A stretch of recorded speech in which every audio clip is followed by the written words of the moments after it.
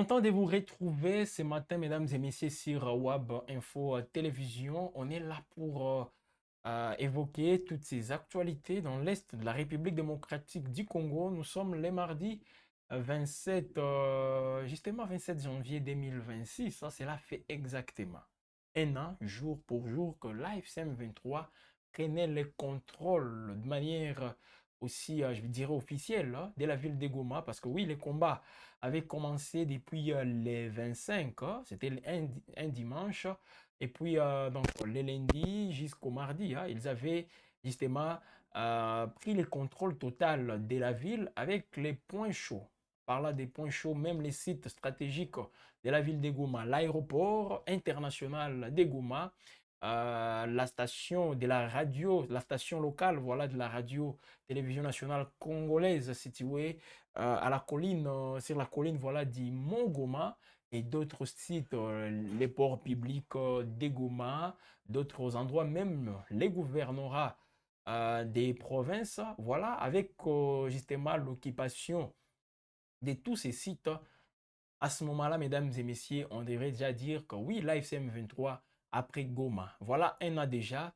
Il contrôle la ville. Un an déjà que les populations qui sont à Goma aujourd'hui se retrouvent ou disons, sont dans l'obligation de vaquer à leurs occupations parce qu'il ne faut pas entendre quand, disons, les moments que Kinshasa pourra revenir, personne ne sait les jours ou même les mois, l'année même qu'ils seront, les gouvernements de Kinshasa sera de retour. Donc la population des Goma, partout là où l'AFCM 23 contrôle aujourd'hui, est retrouvée dans cette obligation justement de passer à autre chose.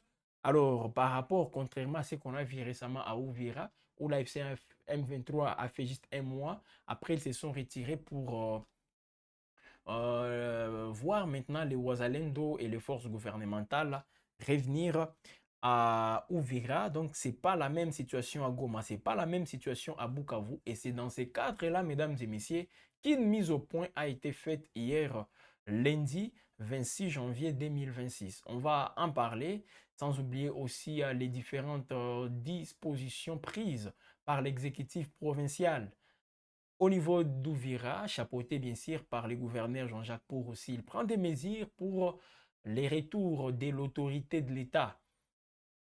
Au niveau d'Ouvira, il y a des mesures justement qui sont prises. On va évoquer tout ceci, sans oublier, mesdames et messieurs, les combats qui ont fait rage hier entre AFCM 23 et les forces gouvernementales au niveau des Rutshuru. On va donc évoquer tous ces affrontements d'hier lundi. Sans oublier aussi, ça aussi quand même, on ne peut pas terminer cet instant actualité sans pour autant évoquer cette situation à Ituri et même entre Lubero et Beni. Lubero et Beni, là, nous sommes au Nord Kivu. Les ZDF massacrent les Congolais. Les ZDF, depuis 2014, sont en train d'incendier des maisons, sont en train de couper les gens par machette. Alors, c'est taire devant ces actes horribles, quelque sorte, c'est aussi une complicité indirecte ou directe, je ne sais pas, mais c'est une complicité. Donc, on va évoquer cette actualité. Vous êtes nombreux en train de nous suivre, mesdames et messieurs. Ça nous fait toujours plaisir de compter sur vous parce qu'on ne peut pas se présenter ici pendant que vous n'êtes pas là. On est là parce que vous aussi, vous êtes nombreux en train de nous regarder. Et ça nous fait toujours du bien, ça nous motive, encore une fois, pour venir avec des informations et surtout les traiter. N'est-ce pas? Nous commençons d'abord par un traitement. D'abord, on récolte les informations, on fait les traitements et puis on vient diffuser.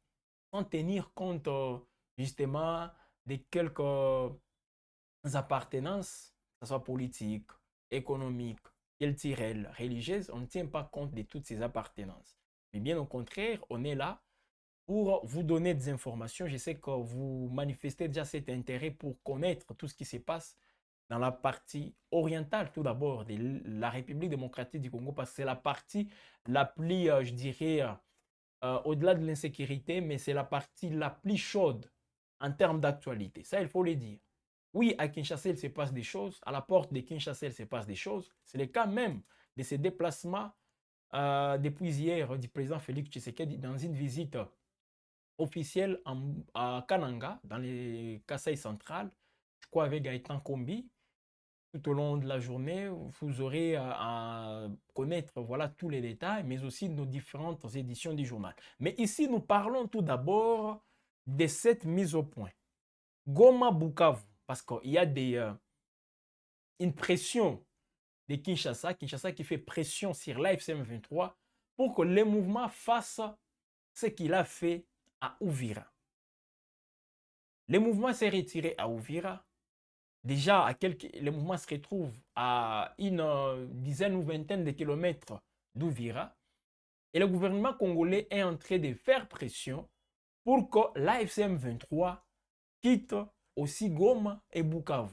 Voilà pourquoi on conditionne même la tenue d'un dialogue, inclusif bien sûr, par les retraits de l'AFC M23 de toutes ces grandes agglomérations. Alors l'AFC M23 a réagi à ça parce que oui, il y a une pression.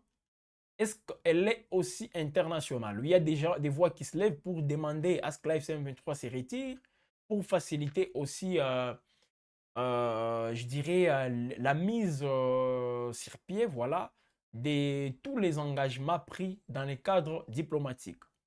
Alors, ici, c'est la réaction de l'AFCM 23 qui nous intéresse aussi. Parce que tout d'abord, les forces armées de la République démocratique du Congo avaient communiqué sur les prétentions de l'AFCM 23 dans toutes les zones qu'ils contrôlent. Faire les chaos. Parce que les communiqués récents qu'on vous a, même qu'on a décrypté des forces armées de la République démocratique du Congo, parlaient aussi d'un probable retrait de l'AFCM 23 de Bukavu et de Goma. Et en parlant de ces probables retraits, les forces armées de la République démocratique du Congo avaient dénoncé, ou avaient alerté plutôt, sur un chaos que le mouvement est en train de préparer. Donc, si une fois ils quittent Goma, ils quittent Bukavu, ils vont faire le même chaos qui a été observé à Ouvira. Ce n'est pas moi qui l'ai dit, mais c'est plutôt les FRDC. Dans un communiqué, il y a de cela, je crois que c'était dans la semaine passée. On est même revenu longuement sur ces communiqués.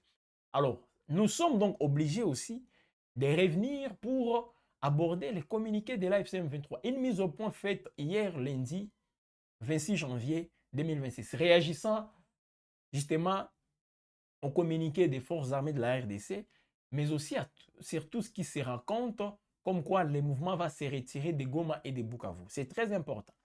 Parce qu'on doit vous mettre au parfum de l'actualité, mesdames et messieurs, et ça passe aussi par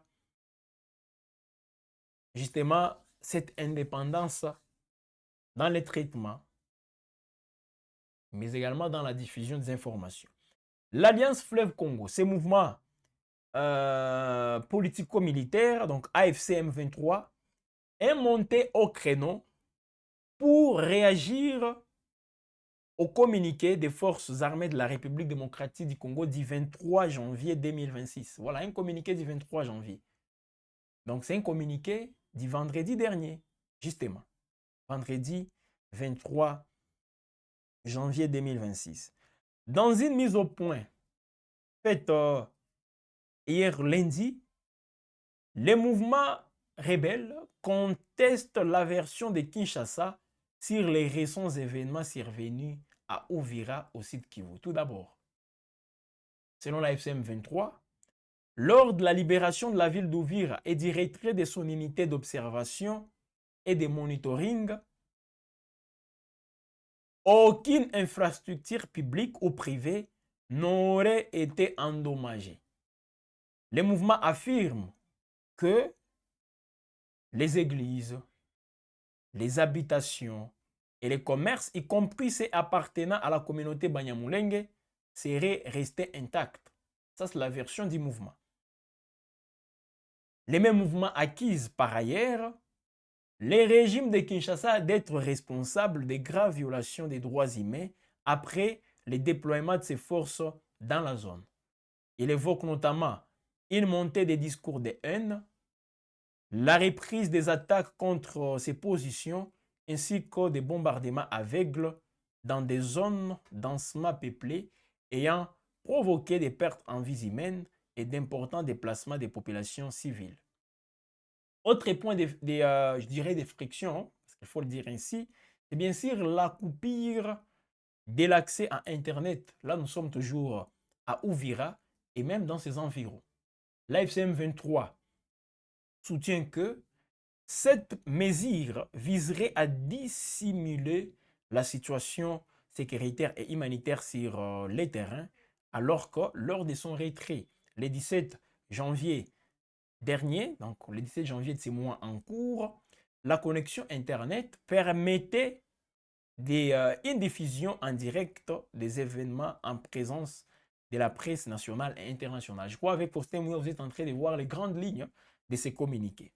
Sur le plan administratif, l'Alliance Fleuve Congo affirme, je dis bien ici, il faut suivre avec attention. C'est la grande actualité pour le moment.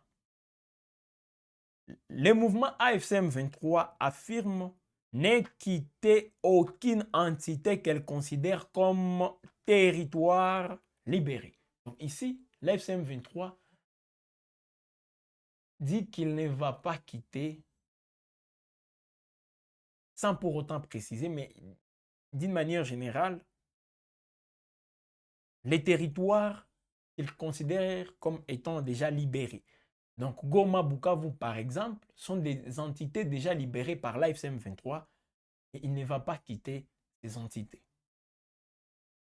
Le mouvement soutient que les zones sous son contrôle connaissent une stabilité relative avec le fonctionnement normal des écoles, l'accès continu à l'eau potable et à l'électricité, ainsi qu'une amélioration des conditions de vie grâce à la reprise des activités économiques et agricoles, disons. Voilà, j'y arrive quand même.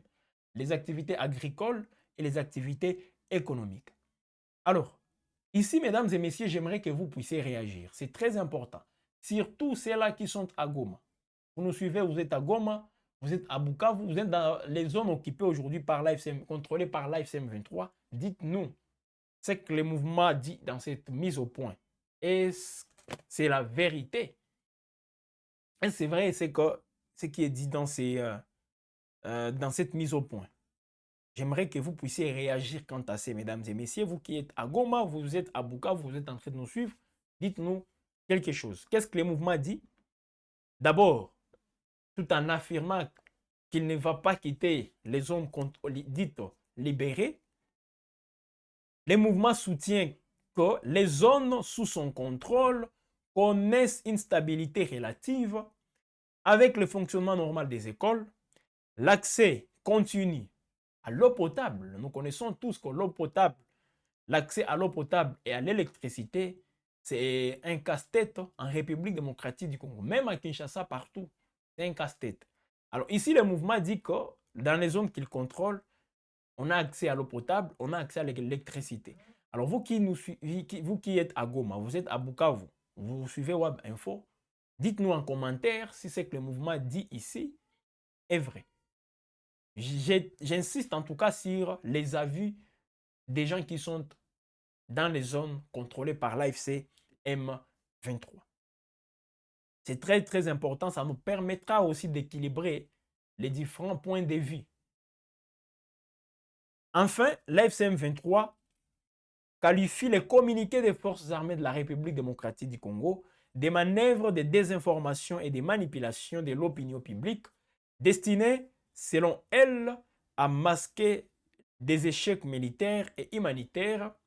Le mouvement réaffirme tout de même son engagement à protéger les populations civiles et appelle la communauté nationale et internationale à s'impliquer face à ce qu'il qualifie de violations répétées du cessez-le-feu et des conventions internationales. Voilà, mesdames et messieurs, cette mise au point de l'AFCM 23 par rapport à tout ce qui se raconte ça et là.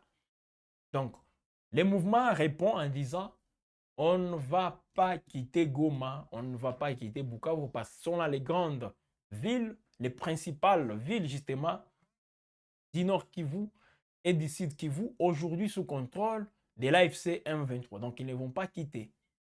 Ils vont rester là-bas, selon eux. En plus de cela, ils rejettent en bloc toutes les accusations parlant des pillages, parlant des scènes de destruction aussi à des infrastructures à Ouvira, avant que le mouvement ne quitte la deuxième ville du Sud Kivu. Donc tout ça, mesdames et messieurs, c'est ce qu'on appelle, comment dire, c'est en tout cas au niveau de la communication où ça se joue beaucoup plus. Donc la dimension où les fronts, les fronts médiatiques intéressent voilà, les deux protagonistes, que ce soit les FARDC ou même l'AFCM 23. Donc, la ville d'Ouvira, tout comme toutes ces entités aujourd'hui contrôlées par les mouvements, sont au cœur. La ville d'Ouvira, contrôlée par les FARDC, permettez. La ville d'Ouvira, contrôlée par les FARDC et les Ouazalendo, et d'autres entités aujourd'hui sous contrôle de l'AFCM 23, sont au cœur d'une guerre de communication entre Kinshasa et l'AFC M23. Très, très important de les souligner, mesdames et messieurs. Alors, pendant ce temps, qu'est-ce qui se passe? Nous sommes en train d'assister à une installation des autorités. Mais avant d'y arriver, mesdames et messieurs, restons toujours au Nord Kivu, parce que cette mise au point a été, c'est une mise au point faite depuis Goma. Voilà, depuis Goma, bien sûr. Goma considéré comme étant la capitale, bien sûr, de ces mouvements politico-militaires AFC M23. Alors, au Nord Kivu, dans le territoire des Rutshuru, c'est vrai, on n'en parle pas tous les jours, les combats sont signalés. Parce que les gens, on ne peut pas ici confirmer que Rutshuru, dans son entièreté, est contrôlé par l'AFCM 23. Il y a des zones qui sont sous contrôle des Ouazalendo et même quelques forces armées de la République démocratique du Congo, à Rutshuru. C'est dans ce sens-là, mesdames et messieurs, que des violents combats ont éclaté hier lundi 26 janvier 2026 entre les combattants, voilà, les Twirwaneho. Donc, au nord Kivu, à Rutshuru, il y a des combats, tout comme au niveau du site Kivu. Parce qu'en parlant des Twirwaneho, là, nous sommes dans les sites Kivu, précisément dans le territoire des Fizi. Il y a eu des combats. Donc, à Rutshuru, des fois, quelques accrochages, mais qui n'ont pas des incidents ou disons des conséquences aussi directes. En parlant des conséquences, c'est de voir une force qui attaque récupérer une entité. Si c'est les Ouazalendo qui lancent des assauts sur les positions de l'AFCM 23, s'ils réussissent à prendre le contrôle de quelques bastions, de quelques entités, là, on va dire, sont là les conséquences directes. Tout comme quand on signale des déplacements massifs des populations, ça fait partie justement de toutes ces conséquences. Alors ici, au niveau des Fizi, mesdames et messieurs, hier, il y a eu des combats, des violents combats justement entre les Twirwaneho, alliés à l'AFCM 23, et les forces armées de la République démocratique du Congo, appuyées par l'armée burundaise, les miliciens Ouazalendo à Fizi, nous sommes au Sud Kivu.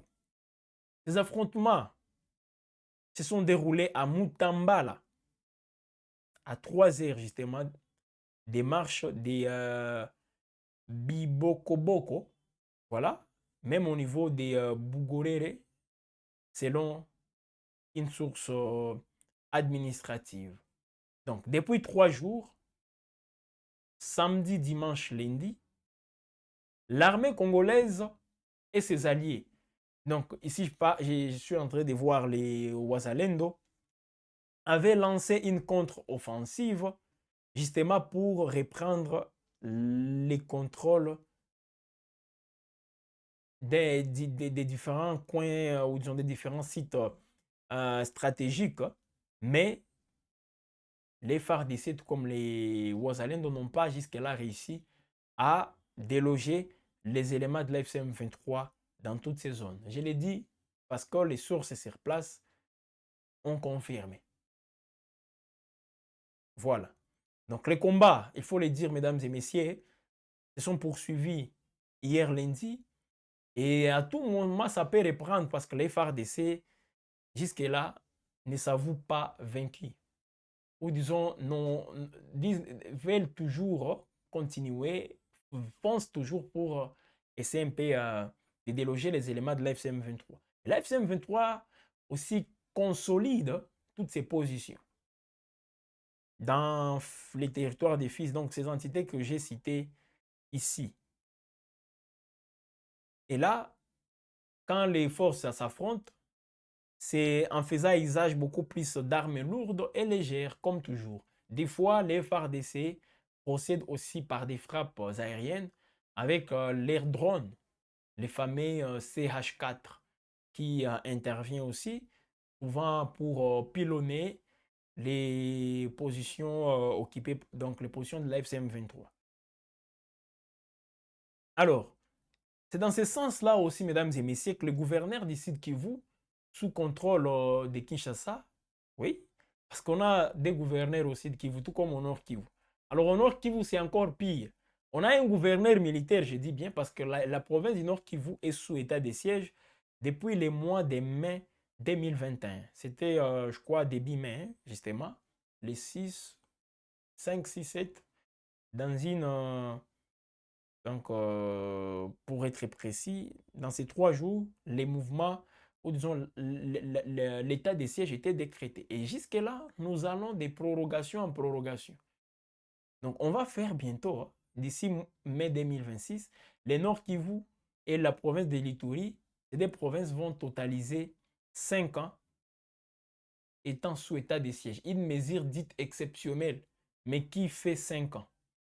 Pour quel résultat? À vous de répondre aussi en commentaire. Donc, au Nord Kivu, on a des gouverneurs, l'un basé à Beni et qui répond aux ordres de Kinshasa, et l'autre à Goma, qui est sous autorité de l'AFC M23. Au Sud Kivu même, à Bukavu, il y a un gouverneur, et un autre qui vient de regagner Ouvira après avoir fui Ouvira pour Baraka, mais il est de retour, hein, Jean-Jacques Pouroussi, et qui s'illustre par des grandes annonces, par des visites. Selon lui, c'est pour, comment dire, c'est rassurer d'un rétablissement de l'autorité de l'État sur l'ensemble de la ville d'Ouvira et d'autres entités justement qui sont passées sous contrôle du gouvernement congolais. Donc le gouverneur Jean-Jacques Pouroussi a indiqué que l'armée comptait reprendre prochainement les localités de Kamanyola et Sangé. C'est ce qu'il a annoncé, hein, le week-end dernier. Alors, hier, le gouverneur Jean-Jacques Pouroussi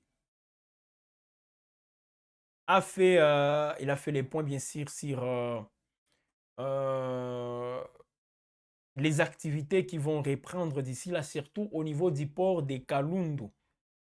Il a aussi évoqué la réouverture de la frontière congolo-burundaise de Kavimvira dans moins de 3 jours, selon lui, dans moins de 3 jours. Donc on peut compter hier, aujourd'hui c'est le deuxième jour, demain c'est déjà donc dans ces 2 jours restants, la frontière de Kavimvira va ouvrir ses portes, permettez de le dire ainsi, tout comme le port de Kalundu sera de nouveau opérationnel,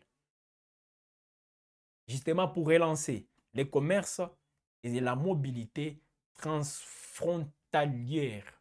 Ce qu'a dit Jean-Jacques Pouroussi, que je vous propose, mesdames et messieurs, de suivre sur Web Info Télévision dans cet extrait choisi pour vous. Notre administrateur du territoire qui est basé à Fizi et qui gère le port de Baraka, ainsi que le port de Bujumbura et le port de la Tanzanie, ici à côté, à Kigoma. Et donc, que les activités reprennent, c'est-à-dire les bateaux vont venir de ces ports, de ces endroits, de ces villes, pour ici, et nos bateaux, nos marchandises vont partir de l'autre côté. Nous sommes très contents parce que la population a tant souffert, et aujourd'hui, il n'y a pas assez de nourriture, il n'y a pas de travail. Toute cette population est très contente ici parce que, pour une fois, ils vont reprendre leurs activités économiques. C'est des centaines, voire des milliers d'emplois et de vies qui sont concernés. Maintenant, l'étape prochaine, dans 2-3 jours, je vous annonce l'ouverture de la frontière entre le Burundi et la République démocratique du Congo. Donc,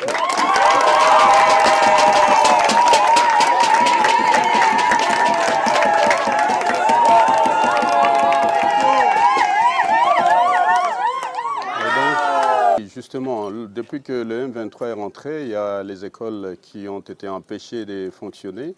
Il y a certaines écoles qui ont été détruites. D'autres, on a intimidé les enfants, on a fait fuir les enfants. D'autres ont été tués et blessés. Mais nous allons engager encore une fois le gouvernement de la République. Vous savez qu'il y a quelques jours, le vendredi passé, le Conseil de ministres au niveau national, présidé par le président de la République, chef de l'État, a décidé de mobiliser des moyens importants pour la province du Sud Kivu pour aider à gérer les urgences. Et grâce à ça, nous sommes confiants que les moyens vont nous arriver. Mais au-delà de ça, il faut dire que nous allons immédiatement, d'ici 2-3 jours aussi, procéder à la rouverture des écoles parce que nous avons amené la ministre de l'Éducation. Elle est là? Oui, nous avons notre ministre de l'Éducation, de l'enseignement primaire, secondaire et technique ici.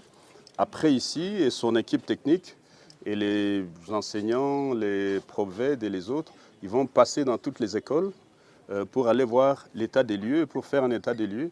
Et les quelques écoles qui sont détruites, nous allons rapidement mettre en place un mécanisme pour leur réhabilitation. Mais en attendant la réhabilitation, Madame la Ministre, il faut voir si tout va bien. Comme les militaires nous ont déjà dit que tout va bien, il n'y a pas de mines antipersonnelles, les mines antipersonnelles ont déjà été enlevées. Nous pensons que bientôt, dans quelques jours, nous serons capables de reprendre, de redémarrer l'année scolaire et que nos enfants reprennent le chemin de l'école. Voilà le gouverneur Jean-Jacques Purusi, très actif actuellement. Il multiplie des sorties médiatiques, des rencontres avec quelques couches de la population à Uvira depuis qu'il est de retour. Alors, ça veut dire, mesdames et messieurs, elle montre encore combien de fois il veut relancer les différentes activités. Bon, alors, tous ces événements que nous voyons à Uvira, il faut le dire, mesdames et messieurs, surviennent après les retraits de l'AFC M23 de la ville. C'était le 17 janvier 2026, réoccupé 24 heures plus tard par l'armée congolaise et les miliciens Ouazalendo. Alors pendant ce temps, les combattants Twirwanéo, alliés à l'AFC M23, qui sont beaucoup plus actifs dans les hauts plateaux des Minembwe, accusent les forces armées de la République démocratique du Congo et même l'armée burundaise, selon les Twirwanéo, de mener plusieurs attaques dans la zone, notamment des bombardements par drone. Voilà, là c'est les Twirwanéo qui accusent les FARDC. Donc ici, il faut préciser, oui, il y a une opinion qui voulait voir les événements, ou disons les développements de la situation au niveau d'Uvira. C'est répété à Goma.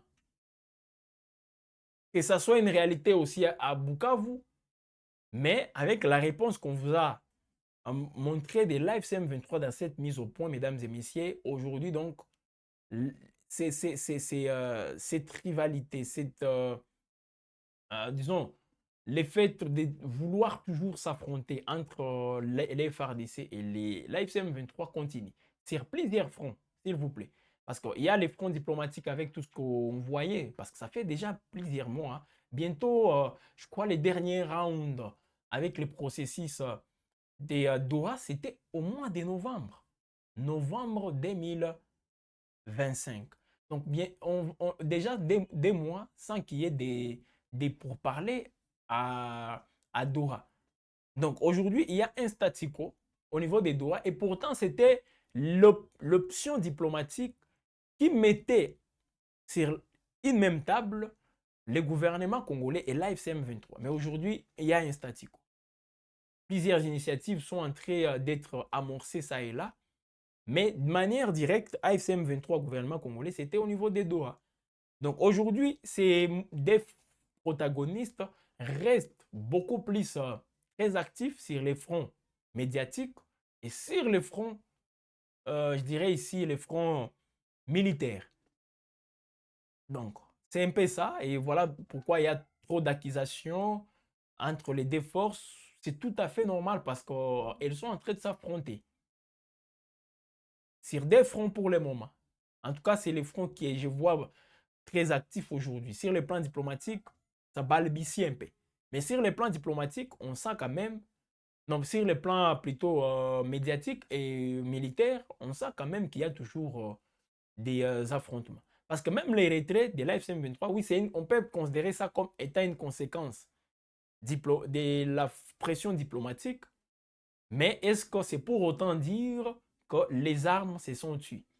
Et c'est pour autant dire que le cessez-le-feu est finalement respecté? Pas du tout.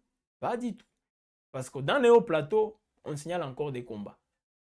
Minembwe, Fizi, partout là-bas. À Walikale, le week-end dernier, il y a eu des bombardements, les drones FARDC qui ont ciblé les positions de l'AFC M23. Donc, on est loin de ces fameux cessez-le-feu tant attendus. Voilà. Alors, pourquoi aborder la question de l'AFC M23, FARDC ou Wazalendo avec autant d'énergie? Pourquoi aborder, je dis bien, pourquoi aborder toutes ces questions avec autant d'énergie? Mais on ne fait pas la même chose quand il s'agit des massacres, des tueries perpétrées par les EDF dans des provinces, l'Ituri et le Nord Kivu. Pourquoi je l'ai dit? Encore les EDF ont tué. Oui, ils ont tué. Encore les EDF ont incendié. Et tous ces actes ignobles des EDF, un mouvement, là c'est l'État islamique s'il vous plaît, allié à l'État islamique. Tout ce que ce mouvement est en train de faire partout là-bas, mesdames et messieurs, a toujours des conséquences. Alors laissez-moi revenir sur ces événements depuis dimanche, dans la nuit de dimanche à hier lundi.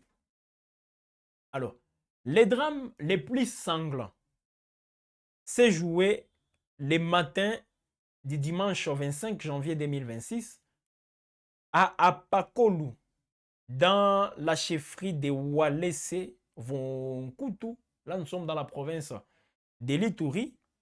Selon les rapports de la Convention pour le respect des droits humains, la CRDH, les terroristes, parce qu'il faut le dire quand même ainsi, hein, ce qu'ils font, c'est du terrorisme. Et ils sont alliés à plusieurs mouvements terroristes de grands renom au niveau international. Les terroristes EDF ont fait preuve d'une cruauté inouïe. Mesdames et messieurs, ils ont encore une fois tué. Sur le chemin de la fuite, la mort a continué de frapper, bien sûr.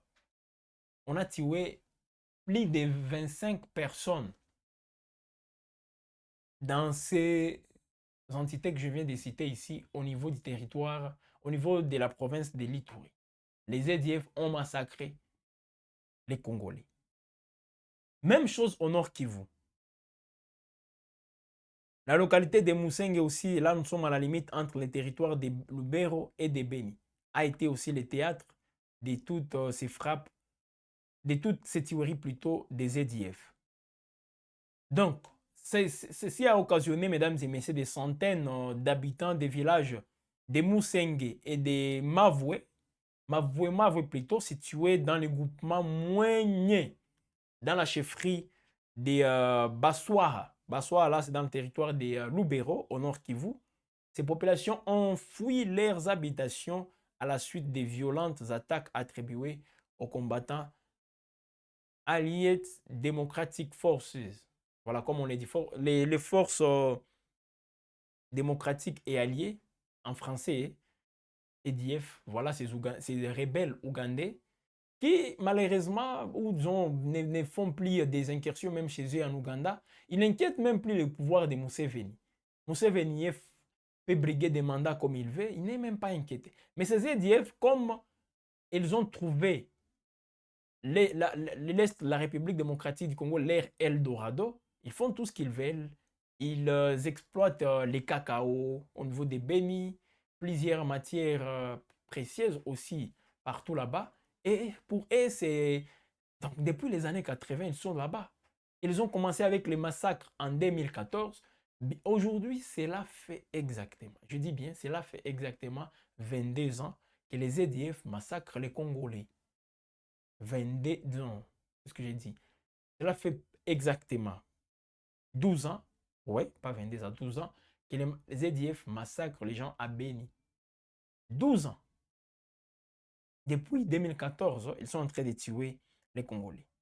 La première attaque a été signalée dans la nuit, je rappelle, la nuit du 19 au 20 janvier 2026 au village de Mavoué Mavoué.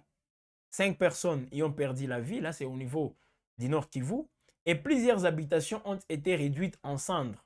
Quelques jours plus tard, dans la nuit du samedi au dimanche 25 janvier 2026, le village de Mousseng, dans la même chefferie de Bassouaha, a également été attaqué. Selon bien sûr les forces vives locales, donc la société civile, au moins 25 civils ont été tués, 63 maisons incendiées, des motos brûlées et une personne grièvement blessée.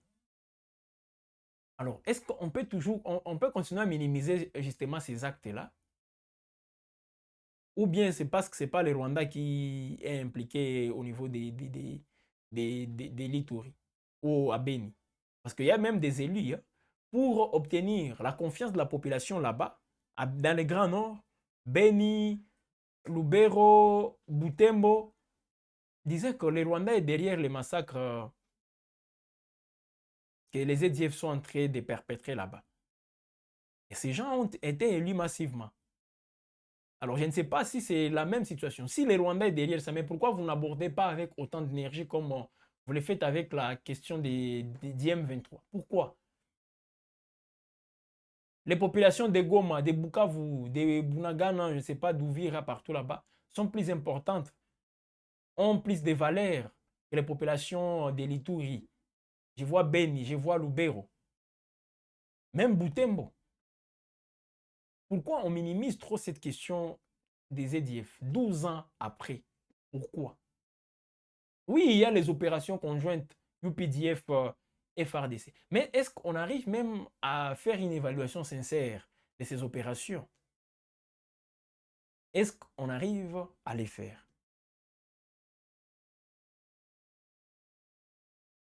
Donc, face à cette situation, mesdames et messieurs, voilà encore les populations affectées se déplacent hein, vers les zones jugées, voilà, je dirais, les plus sécurisées. Même hier, lundi 26 janvier, plusieurs déplacés ont été aperçus sur la route. Certains se dirigeaient vers les villages de Moussoya et Moigné, centre, tandis que d'autres ont pris la direction de la ville de Butembo. Vous imaginez encore ces mouvements de population, c'est que ça donne comme conséquence. Voilà, nous on ne fait qu'alerter, on ne fait qu'informer pour que ceux-là qui ont les pouvoirs, une parcelle du pouvoir, fassent ce qu'ils sont appelés à faire. C'est très très important. Voilà, mesdames et messieurs, on arrive déjà à la fin de cette production sur Web Info Télévision. J'attends toujours vos commentaires sur ce qu'a dit l'AFC/M23 dans sa mise au point d'hier lundi. Les mouvements qui disent qu'à Goma, Bukavu, toutes les zones qu'il contrôle, il y a la sécurité. On a accès à l'eau, à l'électricité, les écoles fonctionnent normalement, les marchés, les gens vaquent vraiment leurs activités champêtres. Alors, j'attends vos commentaires. Est-ce que c'est vrai? Ou si c'est faux, dites-le. C'est un peu en tout cas d'argumenter. Ça fera aussi, ça me permettra d'équilibrer un tout petit peu les avis des uns et des autres. C'est très très important. D'abord, on a commencé par les communiqués des FARDC le week-end dernier. Aujourd'hui, l'AFC/M23 qui réagit au communiqué des FARDC, pour nous, c'était aussi important de revenir sur ces points. Et surtout, l'AFC/M23 qui dit qu'il ne va pas quitter Goma et Bukavu. Voilà la grande annonce. Parce que la question qui se pose, est-ce qu'on va revivre ce qu'on a vu à Bukavu, disons à Uvira? Les éléments de l'FCM23 se retirent de Goma, se retirent de Bukavu. Ils ont répondu. Pas plus tard qu'hier.